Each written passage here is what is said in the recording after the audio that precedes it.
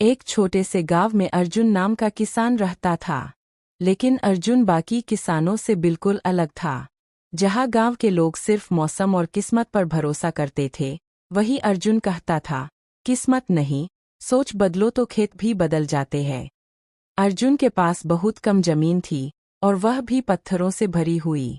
लोग उसका मजाक उड़ाते थे, इस जमीन पर कुछ नहीं उगेगा। लेकिन अर्जुन हार मानने वालों में से नहीं था।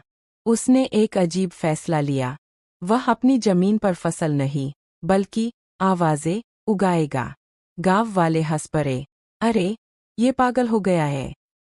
अर्जुन हर दिन खेत में जाकर पेड़ों से बात करता, मिट्टी को छूकर उससे बातें करता और बीज बोते समय उनसे कहता, तुम सिर्फ पौधे नहीं बनोगे, तुम इस गांव की उम्मीद बनोगे। लोग उसे और भी पागल समझने लगे। एक दिन गांव में बहुत बड़ा सूखा पड़ गया। सभी खेत सूख गए, फसलें बर्बाद हो गईं। किसान परेशान हो गए। लेकिन अर्जुन के खेत में कुछ अलग ही हो रहा था। वहाँ छोटे छोटे पौधे उगाए थे, हरे, ताज़ा और जिंदा। गांव वाले हैरान रह गए। उन्होंने पूछा, तूने ऐसा क्या किया? अर्जुन मुस्कुराया और बोला, मैंने मिट्टी को सिर्फ जमीन नहीं समझा, उसे जिंदा माना। मैंने डर नहीं, भरोसा बोया।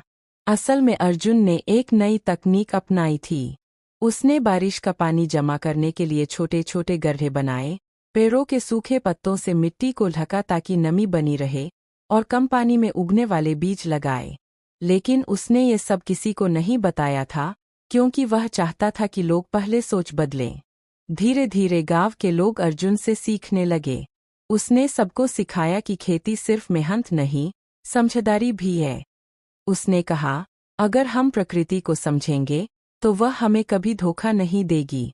कुछ ही सालों में वही गांव, जो कभी सूखे के लिए जाना जाता था, अब हरे भरे खेतों के लिए मशहूर हो गया। लोग दूर दूर से अर्जुन से मिलने आने लगे। लेकिन अर्जुन आज भी वही साधारण किसान था। वह कहता था, मैंने कुछ खास नहीं किया, बस अलग सोचा। इस कहानी की सबसे बड़ी बात यह है कि अर्जुन ने सिर्फ अपनी किस्मत नहीं बदली, बल्कि पूरे गांव की सोच बदल दी। उसने साबित कर दिया कि अगर इंसान हार मानने के बजाय कुछ नया सोच ले, तो पत्थर वाली जमीन में भी जिंदगी उग सकती है। और तभी से लोग उसे आवाज़ों वाला किसान कहने लगे, क्योंकि